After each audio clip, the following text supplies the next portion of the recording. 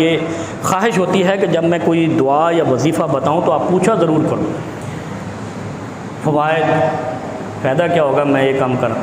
ہر کسی سے پوچھتے ہو نا، میٹرک کریں گے تو کیا فائدہ ہوگا، MBBS کریں گے تو کیا فائدہ ہوگا، تو جو مولوی ذکر بتائے نا، وظیفہ بتائے، اس کا بھی پوچھا کرو، اس کے نتائج کیا ہوں گے، اس کا فائدہ کیا ہوگا، ثمرات کیا ہوں گے۔ اب میں آپ کو بڑی قیمتی دعا بتاتا ہوں۔ ایک پوری قوم رو رہی ہے، مہنگائی ہو گئی، ایسے ہی ہے نا، بڑا ظلم برپا ہے۔ 70,000 کا ٹن سریہ تھا جب عمران خان صاحب تشریف لائے، ابھی بتایا گیا ہے کہ 2 لاکھ کے قریب پہنچ گیا، بلکہ 1,90-95 پہ ہے۔ ڈنڈی مارو تو 1,95 کا، ڈنڈی نہیں مارو تو 1,90 کا ہے۔ وہ مجھے سول انجینئر ایک آئے تھے پرسوں، وہ سارے سمجھا کے گئے کہ ڈنڈی کے بغیر کوئی سریے والا سریہ بھی نہیں دیتا، اور روتا بھی ہے۔ لینے والے پھر بھی خوش ہوتے ہیں، دینے والا رو رہا ہوتا ہے، مہنگائی بڑی ہے۔ تو بے ایمان آدمی، تو ایک ڈنڈی مار رہا ہے، ڈنڈی مارنے سے تو خدا رزق چھین لیتا ہے، برکت چھین لیتا ہے نا۔ جو بے برکتی کی وجہ ہے وہ بے ایمانی ہے۔ ایمانداری میں بے برکتی کیسے آئے گی اگر ہم مومن ہیں؟ اور کافر کا بھی یقین ہے کہ پورا لو۔ جن قوموں نے دینے لینے میں اونچ نیچ کی، خدا نے برباد کر دی، اور وہ نشانیاں موجود ہیں قوم شعیب علیہ السلام کی صورت میں۔ کیوں برباد ہوئی قوم؟ لین دین میں کمی زیادتی کرتے تھے، کمی بیشی کرتے تھے۔ ایک دعا ہے نبی علیہ السلام نے بتائی، اور میں آپ کو آج بھی ایک دعا بتاتا ہوں، بڑی قیمتی دعا ہے۔ جو مہنگائی کو پریشان ہیں، حاکم کے ظلم سے پریشان ہیں، جابر سردار سے پریشان ہیں، وڈیرے اور تھانے دار اور DC سے پریشان ہیں، اللہ کے نبی صلی اللہ علیہ وسلم نے ایک وظیفہ بتایا کہ جب آپ کو کوئی تنگ کرے، آپ پر کوئی جبر کرے، ظلم کرے، مجبور کرے آپ کو، اس کے لیے ایک دعا ہے۔ اچھا، یہ دعائیں جو ہوتی ہیں نا، یہ ان لوگوں نے پڑھی ہیں تو کرۂ ارض پر ریاست قائم کر دی تھی۔ دنیا کی سب سے بڑی ریاست مسلمانوں نے قائم کی، فاروق اعظم رضی اللہ۔ وہ آپ کے خطے پہ جب مغلیہ بادشاہ نیک تھے، صالح تھے، شروع والے جب آئے تو کتنی بڑی ریاست، 900 سال حکومت کر گئے بر صغیر پہ۔ جب انہوں نے برائی کی، خدا کو چھوڑا، خدا کے دین کو چھوڑا، تو بچوں کی ہڈیاں بھی ان کو کھلائی گئی پکا کے۔ یہ ہوتا ہے حشر پہ۔ بہادر شاہ ظفر کی صورت میں آپ نے دیکھا ہے جو مسلمانوں کے ساتھ ہوا، کیوں ہوا تھا مسلمانوں، اس پہ بھی غور کیا کرو۔ یہ نہیں کیا کرو ہماری حکومت تھی ختم ہو گئی، نہیں ختم ہوئی، ختم تمہارے اپنے ہاتھوں سے ہوئی ہے۔ اگر تم اسی منہج پر قائم رہتے جس پر تمہیں حکومت ملی تھی تو کبھی ختم نہ ہوتی۔ مسلمانوں کی حکومت حضرت حسین رضی اللہ عنہ کی شہادت کے بعد تتر بتر کیوں ہوئی تھی؟ کیونکہ ہم نے اپنوں کا خون شروع کر دیا تھا۔ وہ الگ بات ہے کہ اس اختلاف کو لوگ چھپاتے ہیں، کچھ ابھارتے ہیں، میں اس چیز کا قائل نہیں ہوں، لیکن یہ ایک چیز کنفرم ہے، مسلمانوں کا زوال اس وقت آیا کہ وہ اپنی اصل سے ہٹ گئے، اپنے منہج سے ہٹ گئے۔ جس وجہ سے اللہ نے ان کو زمین پر حکمرانی دی تھی، اس منہج کو چھوڑ دیا، اور اس کے لیے دعا رسول اللہ صلی اللہ علیہ وسلم نے بتائی ہے، اور ہمیں مولوی نے دعاؤں سے دور کر دیا ہے۔ کیوں دور کر دیا؟ کہ تے پڑھ نہ لین تے غالب آ نہ جانتے، میرے فرقے دا نشانی ہے کہ اے ہٹ جاؤ، اے ہٹ جاؤ۔ رنگ بدل لے نا، ہم نے فرقوں کی صورت میں دین کے رنگ بدلے۔ 2 سجدوں کے درمیان بیٹھتے وقت کی ایک دعا ہے، اس کا معنی جب بتاؤں گا آپ حیران ہوں گے۔ ایک رکعت میں 2 سجدے ہوتے ہیں، 2 سجدوں کے درمیان جلسہ ہوتا ہے، جس جلسے کو ہم نہیں کرتے۔ کیسے کرتے ہیں؟ 2 سجدے ہو گئے، ایسے ہی ہے نا؟ نہیں تو ابھی آپ کو اندازہ ہو جائے گا، ہمارے سجدے اتنی تیزی میں ہوتے ہیں جیسے ابھی سجدہ کیا اور ہمارا پلین اڑ گیا۔ یہ ہماری سوچ ہے، یہ فکر ہے، پھر ایسی ہی نمازیں ہیں، پھر ایسے ہی جواب ہیں، پھر ایسی ہی برکتیں ہیں، ایسی رحمتیں ہیں، اور پھر ویسی ہی ذلتیں ہیں۔ اللہ کے حبیب صلی اللہ علیہ وسلم نے ارشاد فرمایا کہ جو شخص 2 سجدوں کے درمیان یہ دعا پڑھتا ہے، اس کا معنی سنو۔ نبی علیہ السلام فرماتے ہیں، اللہم اغفر لی ورحمنی وجبرنی ورفعنی ورزقنی وہدنی۔ اس کا معنی کیا ہے؟ اللہ معاف کر دے۔ 2 سجدوں کے درمیان بیٹھ کے کہنا ہے، 2 سجدوں کے درمیان، اس کو جلسہ استراحت بھی کہتے ہیں۔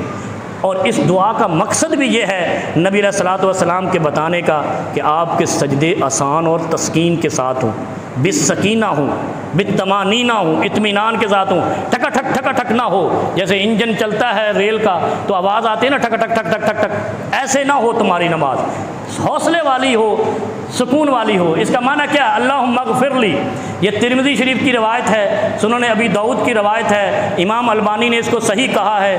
امام مکحول رحمہ اللہ جو تابعی ہے، تابعی ہیں، تبع تابعی نہیں تابعی ہیں، انہوں نے اس کو صحیح کہا ہے۔ امام حاکم اور امام ذہبی رحمہم اللہ نے اس کو درست قرار دیا ہے۔ صرف امام ترمذی نے اس کی سند کو حبیب ابن ثابت کی وجہ سے تھوڑا کمزور قرار دیا ہے کہ سند درست نہیں ہے، لیکن متن ٹھیک ہے۔ باقی ائمہ نے اس کو قرار دیا ہے کہ یہ درست روایت ہے۔ کیا ہے؟ اللہم اغفر لی، ایک سجدہ کیا بیٹھ گئے، اللہم اغفر لی ورحمنی وجبرنی وحدنی ورزقنی، کتنی پیاری دعا ہے۔ اے اللہ معاف کر دے، اے اللہ رحم کر دے، وجبرنی، اے اللہ نقصان پورا کر دے۔ یہ میرے سے کسی نے پوچھا بھی تھا وجبرنی کا معنی، یہ غور کر لیں بابا جی یہاں بیٹھے یا نہیں۔ وجبرنی کا معنی ہے سجدہ کیا، سجدے کے بعد بیٹھے، کہا اللہم اغفر لی ورحمنی وجبرنی، اے اللہ معاف کر دے، کوئی غلطی ہو گئی تو معاف کر دے، اور ہم غلطیوں کا مجموعہ ہے۔ اے اللہ معاف کر دے، ورحمنی، اے اللہ رحم کر دے، وجبرنی، اے اللہ نقصان ہو گیا ہے پورا کر دے۔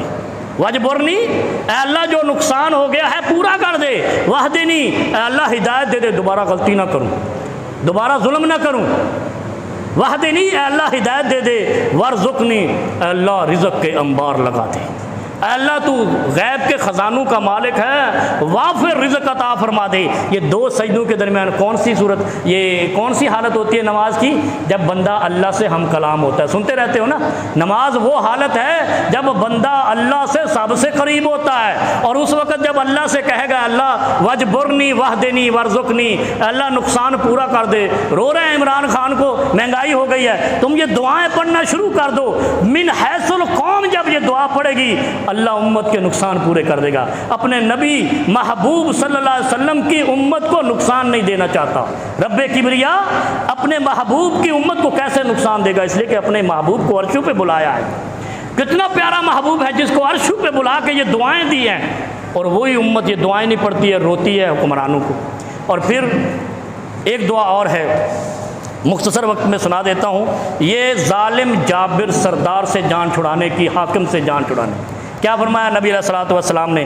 اللہم ارفع عنا الجہد والجوع والعرا، کیا فرمایا؟ اے اللہ بڑی مشقت کرتا ہوں پوری نہیں پڑتی ہے، بڑی مشقت محنت کرتے ہیں نا، سارا دن مزدوری کرتے ہیں، رات کو آٹے کے پیسے نہیں جمع ہوتے، مہنگا بہت ہو گیا ہے، یہی ہے نا۔ تو اللہ کے حبیب صلی اللہ علیہ وسلم، یہ صحیح حدیث ہے، اللہ کے حبیب صلی اللہ علیہ وسلم فرماتے ہیں اللہم ارفع عنا الجہد والجوع والعرا، اے اللہ ہم سے اٹھا لے اتنی مشقت کو، کم مشقت میں زیادہ، کم خرچ بالا نشیں بن جائیں۔ یہ ہر کسی کی خواہش ہے، لیکن دعا کی خواہش نہیں ہے۔ موت پڑتی عربی یاد ہی نہیں ہوتی ہمیں، جب یہ پڑھیں گے تو کم خرچ بالا نشیں بنیں گے، نہیں تو بالا نشیں بھی کم نیست ہو جائیں گے، کم زیست ہو جائیں گے۔ کیا فرمایا؟ اللہم ارفع عنا الجہد والجوع، اللہ بھوک کا شکار ہیں دور فرما دے۔ ارفع کہتے ہیں ہٹا دے، رفع کر دے، دور کر دے، دفع رفع کہتے ہیں نا۔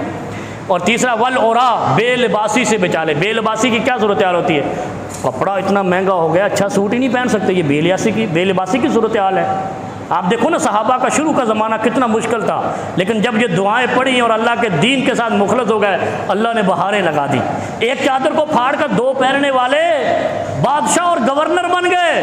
وہ مرو یہ پڑھا کرو یارو میرے بھائیوں، یہ پڑھیں گے تو بدلے گی تقدیر، ورنہ تقدیر بدلنا پھر ہم لڑتے ہی رہیں گے، مشقت میں پڑے رہیں گے، پوری نہیں پڑے گی۔ اور پھر تیسری چیز کیا؟ وکشف عنا من البلا، اے اللہ جو تیری طرف سے بلا آئی ہے اس کو تو ہٹا دے۔ ما لا یکشفہ غیرک، یہ عقیدہ ہے، ما لا یکشفہ غیرک، یہ عقیدے کی بات نبی علیہ السلام نے بتائی ہے کہ یہ عقیدہ ہونا چاہیے، اے اللہ جو بلا آئی ہے تیرے علاوہ کوئی نہیں ہٹا سکتا۔